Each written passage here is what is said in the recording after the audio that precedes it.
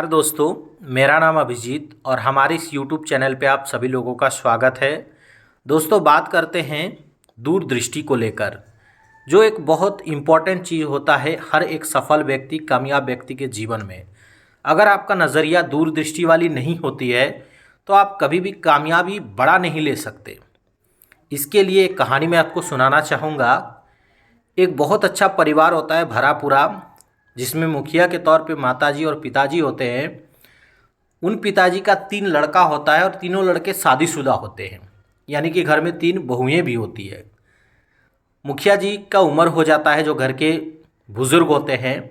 उन्हें लगता है कि अब ये जिम्मेवारी बहू में किसी एक को बांट दिया जाए, यानी दे दिया जाए। लेकिन अब कौन बहू इस जिम्मेवारी को निभा सकता है, घर में एकता बनाए रख सकता है, इसको जांचने के लिए जो घर के पिताजी यानी मुखिया होते हैं, उनका एक परीक्षा लेने के लिए सोचते हैं। परीक्षा के तहत मुखिया जी लाल कपड़े में गेहूं का 3 पोटली बनाते हैं और तीनों बहुओं को अपने कमरे में बुलाते हैं और कहते हैं कि आपकी मम्मी और हम जा रहे हैं 4 धाम की यात्रा में और साल भर हम लोग घर नहीं लौटेंगे। हम लोग चाहते हैं अमानत के तौर पर आपको कुछ देना, आप लोग इस चीज़ का सही इस्तेमाल करिएगा।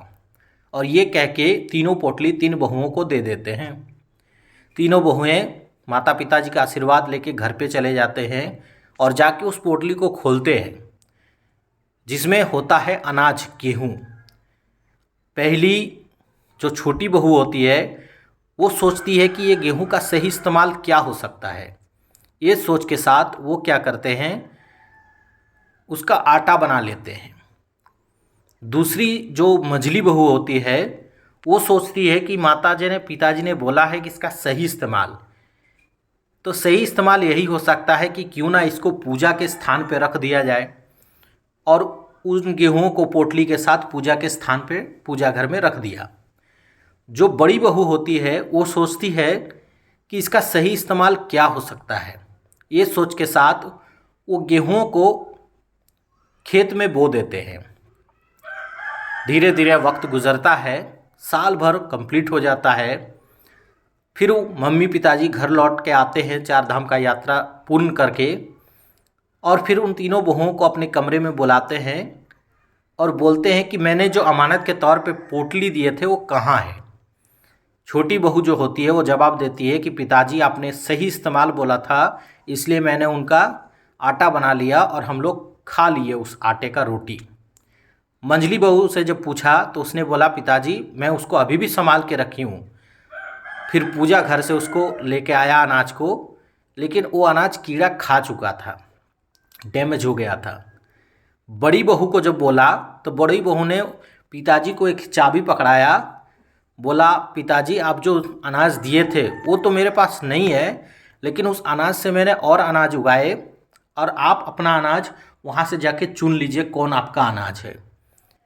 जब ये परीक्षा संपूर्ण हुआ तो उस घर के मुखिया बुजुर्ग पिताजी को समझ में आ गया कि जो बड़ी बहू है यही दूरदृष्टि वाली है, इसका नज़रिया भविष्य के लिए है, बड़ा करने के लिए है, और जो घर का मुखिया का पद है यही संभाल सकती है। और यही सोच के साथ जो घर के बुजुर्ग पिताजी मुखिया जी थे, उन्होंने घर की सारी जिम्मेदारियां बड़ी बहू के हाथ में थमा दी।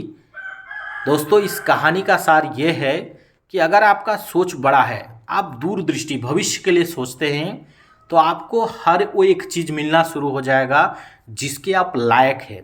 तो इसलिए हमेशा सोच बड़ा रखें, भविष्य में दूरदृष्टि नज़रिया रखें, ताकि आपका लाइफ कामयाब बने और आप एक बेहतर सफल इंसान बन सके।